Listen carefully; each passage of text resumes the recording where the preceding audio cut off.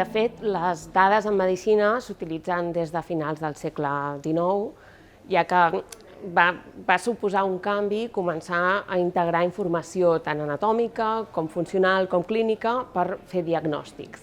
Actualment sabem que les dades estan a tot arreu, per tant seria una estupidesa no utilitzar-les també en el camp de la medicina.